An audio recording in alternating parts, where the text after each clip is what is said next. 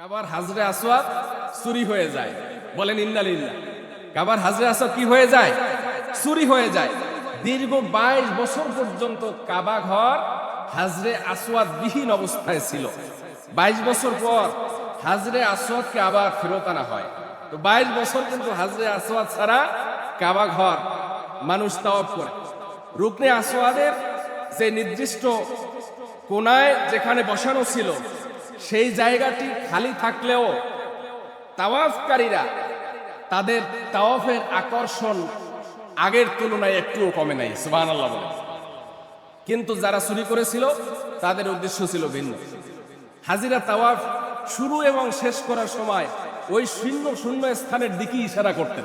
এখন ওই যে হাজরে আসওয়াদের শূন্যতা, এটা তাওয়াফকারীরা ফিল করে নাই। তাওয়াফকারীদের মধ্যে আকর্ষণের কোনো কমতিও ছিল না।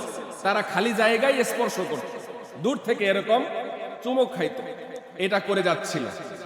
তো কারমাতি নেতা, নাম হচ্ছে আবু তাহির, সে এই পাথরটাকে চুরি করে বাহরাইনে নিয়ে গিয়েছিল। বাহরাইনে নেওয়ার উদ্দেশ্য ছিল যে সেইখানে তারা এটা স্থাপন করবে আর মানুষদের কাছে এলান করবে যে তোমরা মক্কার পরিবর্তে বাহরাইনে আইসা হজ করো। এটা কি পাগলও করবে? বলেন করবে কেউ? আমাদের দেশে কিছু পাগল আছে, তারা কাবাঘর বানাইয়া, কাবাঘরের মতো বানাইয়া এরপরে কয় এইখানে সওয়াব করলে কাবায় হজ করার সওয়াব পাওয়া যায়। চিল্লাই বলেন নাউজুবিল্লাহ। শক্তি থাকলে এগুলোকে ঘুরাইয়ে দেওয়া দরকার, আইন থাকলে এগুলোকে গ্রেফতার করা দরকার, এদেরকে ফাঁসির কাস্টে ঝুলিয়ে দেওয়া দরকার। আছে না? নাই এগুলা ঘটনা আছে। এই যে মানিকগঞ্জের এক জায়গায় খুঁজলে আপনারা পাবেন, কাবা ঘর বানাইয়া তারপরে তাওয়াফের ব্যবস্থাও তারা চালু করছে। নাউজুবিল্লাহ। মুসলমানরা এই হাজরে আসওয়াদ চুরিতে বিভ্রান্ত হয় নাই এবং হাজরে আসওয়াদ ছাড়াই তারা তাওয়াফ চালিয়ে গিয়েছে। পাথরটি ফেরত আনার পালা। ফেরত আনতে 22 বছর সময় লেগেছিল। কয় বছর? 22 বছর পরে পাথরটি ফেরত এনেছিল। এরপরে পাথরটা আনার পরে পরীক্ষা নিরীক্ষা করে আবার কাবার সেই জায়গায় সুন্দরভাবে স্থাপন করেছেন। আলহামদুলিল্লাহ বলেন। অনেক কৌশল অবলম্বন করতে হয়েছে পাথরটা উদ্ধার করার জন্য।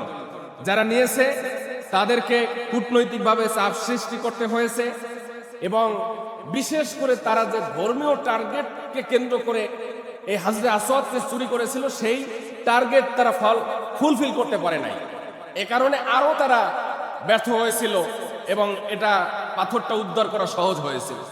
22 বছর পর ঈদুল আজহার দিনে একটি বস্তায় ভরে কুফার মসজিদে এটাকে বলা যায় যে ঢিল ছুঁড়ে ফেলে দিয়ে গেছে।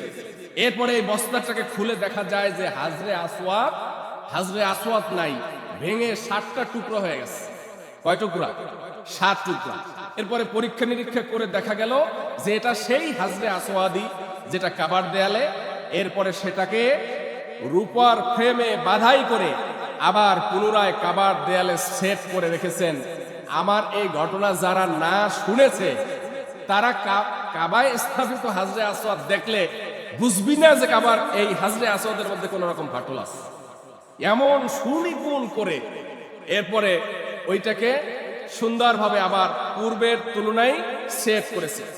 এই হাজরে আসওয়াদটা চুরি করতে গিয়ে যে ক্ষয়ক্ষতি সাধিত হয়েছে সেটা হচ্ছে তাৎক্ষণিকভাবে 30,000 লোক নিহত হয়েছিল। ইন্না লিল্লাহ। কত হাজার লোক? 30,000 লোক নিহত হয়েছিল। ওই যে বাদশাহ, বর্তমান যে বাদশাহ, সেই বাদশাহ যেই বছর হজ করলো, পা পিষ্ট হয়ে কত হাজার হাজি মারা গেছিল? আমরা তো জানি 1000, 2, 3, কিন্তু আরো বেশি মারা গেছে। তো কাবার মধ্যেই এরকম 30,000 লোক মারা গেছে। আর এই লাশগুলো ওই বাহিনীর লোকেরা আবার এই জমজম কূপের সম্মান নষ্ট করার জন্য জমজম কূপের ভিতরে ফেলে দিয়ে গিয়েছে। আল্লাহ তাদেরকে এমন আযাব দিয়ে, গজব দিয়ে, এমন পীড়াদায়ক রোগ দিয়ে আল্লাহ তাদেরকে দুনিয়া থেকে ধ্বংস করে দিয়েছে। যারা বলেন সুবহানাল্লাহ। আল্লাহর আযাব, যন্ত্রণায়, রোগে আক্রান্ত হয়ে ওই পাপিষ্ঠ ব্যক্তি নিহত হয়েছে। পরবর্তীতে এই ঘৃণ্য কাজের জন্য তাদের বংশ নিকৃষ্ট ছিল এবং জনরোষের কারণে তারা বিলুপ্ত হয়ে গেছে।